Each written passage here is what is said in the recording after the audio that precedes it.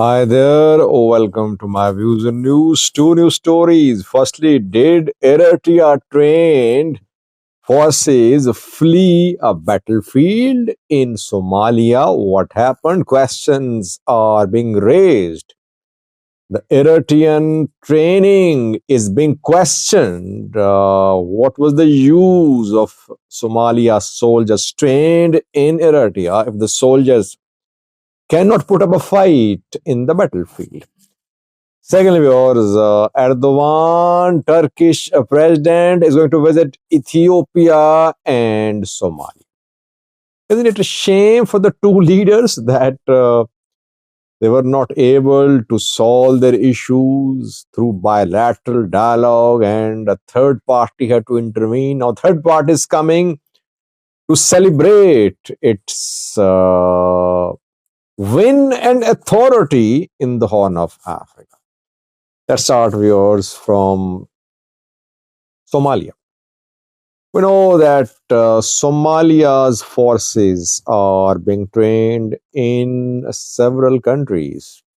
Air, ground, and naval forces are being trained by African and Western countries.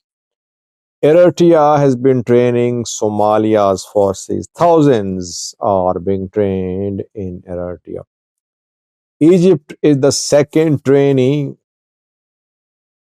Turkey trained Gorgor units of Somalia's federal forces. I think the NAB were trained by Americans.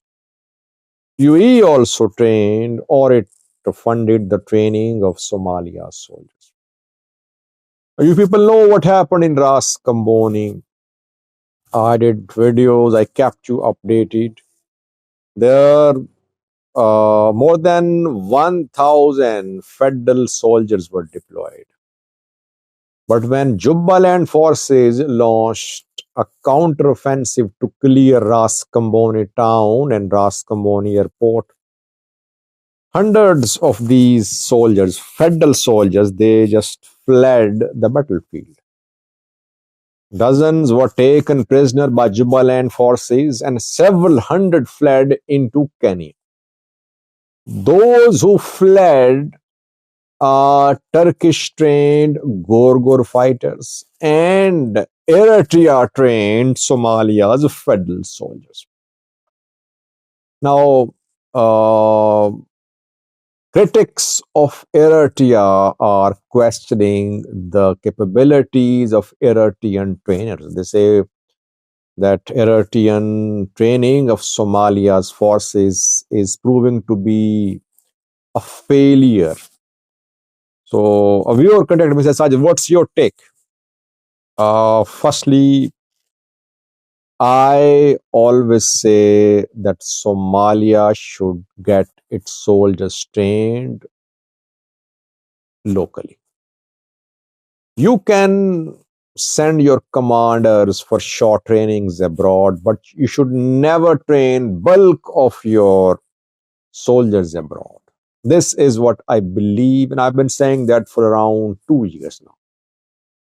Because soldiers trained in Egypt, Eritrea, Britain, Turkey, US cannot form a cohesive one unit.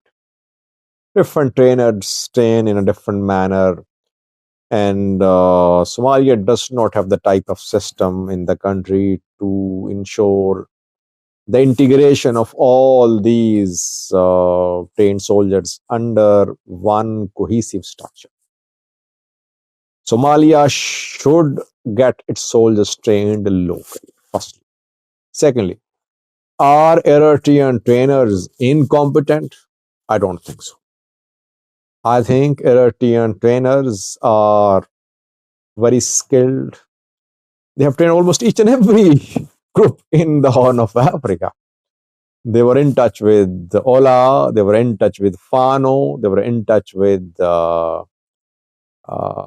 anti-TPLF groups. They're training Sudanese these days. They trained Somalis too. So they have been training groups and forces in the Horn of Africa for years, if not for decades. Yes, they have loads of experience. But no matter how skilled your training instructors are, when you are launched in a battlefield, then a lot depends on the battlefield, on the dynamics of the battlefield, on your commanders, on your senior leaders. I think what happened in Ras Kamboni basically was a failure of leadership. How can you wage a protracted armed struggle without having a sustainable supply line? Supply line was vulnerable from day one. How can you just establish a supply line which is a buyer between Mogadishu and Ras Kamboni? So those who planned Ras Kamboni operation on federal level, they should be held accountable. We have been hearing calls for resignation of Hamza Abdi as the Prime Minister. I would say that military commanders should be held accountable. They're responsible for the debacle which federal forces faced in Ras Kamboni. People died on both sides. Maybe they were not expecting that Jubaland would launch a major counteroffensive to clear the area. They underestimated Jubaland forces. They miscalculated Jubaland forces' capabilities and their intentions, and they paid the price. And this defeat of federal forces in Ras Kamboni is really a humiliating and crushing defeat. No one has been held accountable. So I don't agree with those who say that it's basically a fault of the training which the soldiers underwent in Eritrea or Turkey. I think the leadership should be held accountable.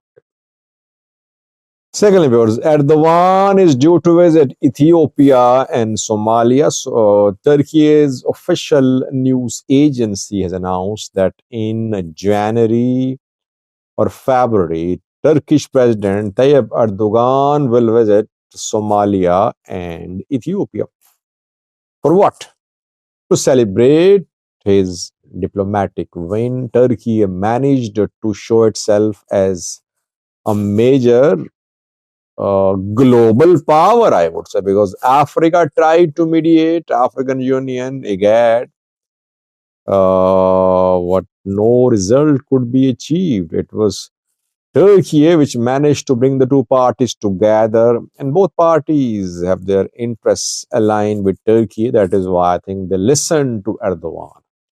Erdogan is coming to Somalia and Turkey, Somalia and Ethiopia to celebrate his diplomatic win. And Erdogan called Sudanese warring parties after Ankara declaration. I think he talked to Al Burhan. He offered to mediate between Al Burhan and Hamati, the two groups fighting in Sudan civil war. But I would say it's a shame for the leaders in Somalia and Ethiopia that they could not solve their issue through bilateral arrangement.